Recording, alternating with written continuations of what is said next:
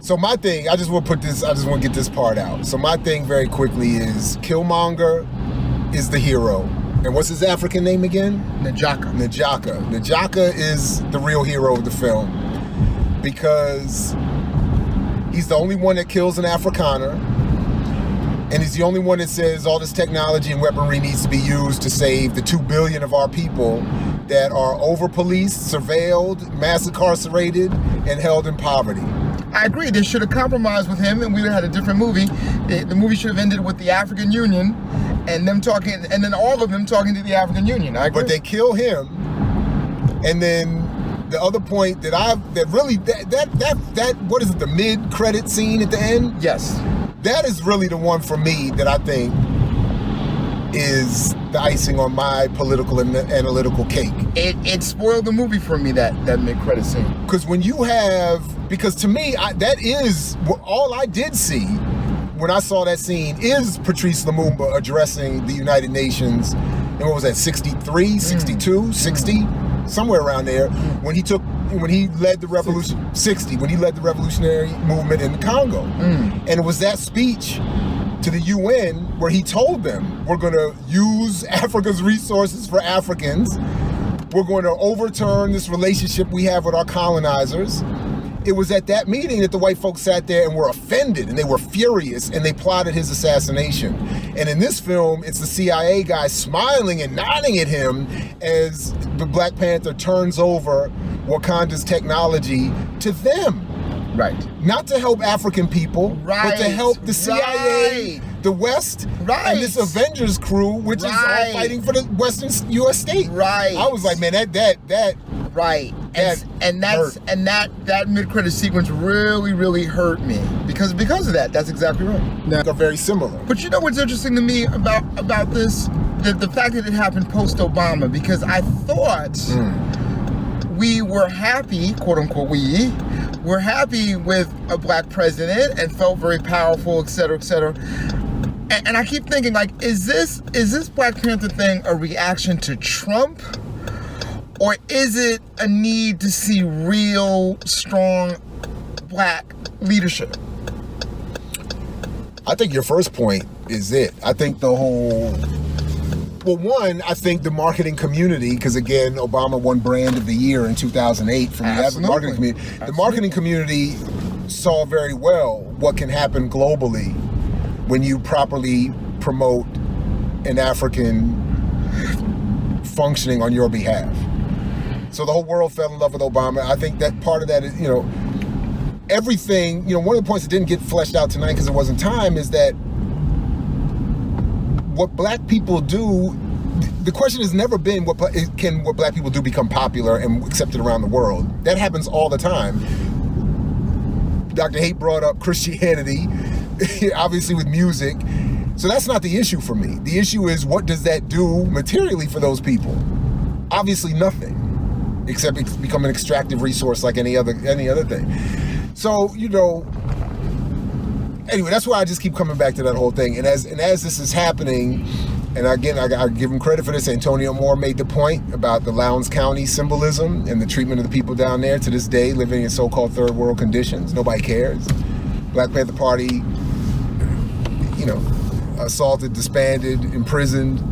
There's no movement around that. No movement. And we celebrate Black History Month with toys.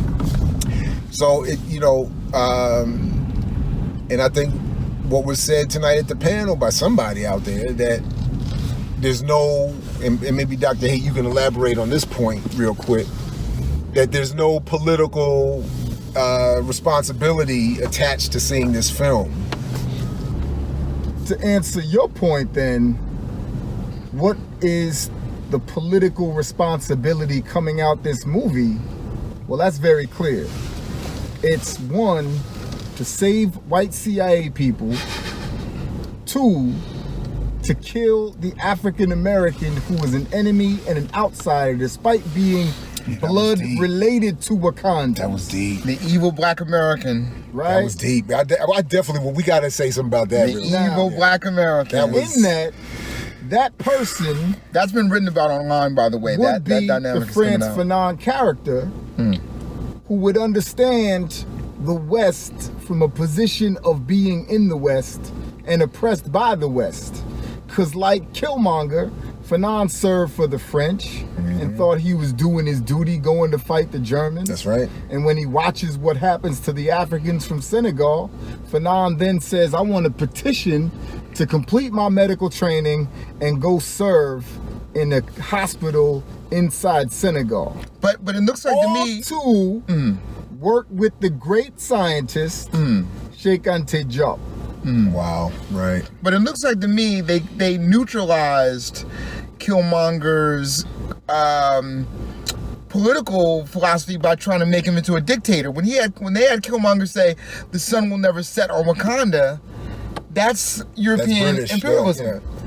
That's why. Well, that's what I'm saying. That's why I say Pan-Africanism is not reverse imperialism. Right. That was a beautiful. See, for me, this was it. This is the film being promoted to the world as a very Pan-African, all black world film that features a nation and a people that are decidedly anti-Pan-African. Right. And who have said, as we pointed out earlier, we will not use our so where Nkrumah was saying we're gonna, and did, not just saying, turning Ghana into a training ground for revolutionaries fighting in South Africa and Southern Africa, not just in the country itself, all throughout Southern Africa, and saying we're gonna teach Africans throughout the continent how to engage in guerrilla warfare and fight their colonizers, and we're gonna support them.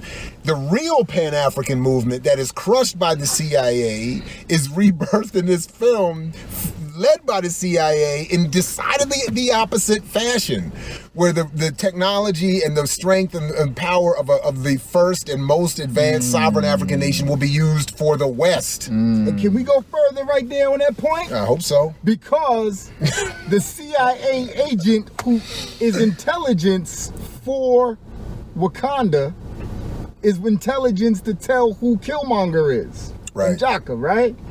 The same way the CIA agent in the US goes to Russia to get Fanon, to treat him for leukemia, bring him back to the US to make sure he dies under the medical protection of the National Institutes of Health. Wow. So the CIA agent was there to make sure they kill Killmonger.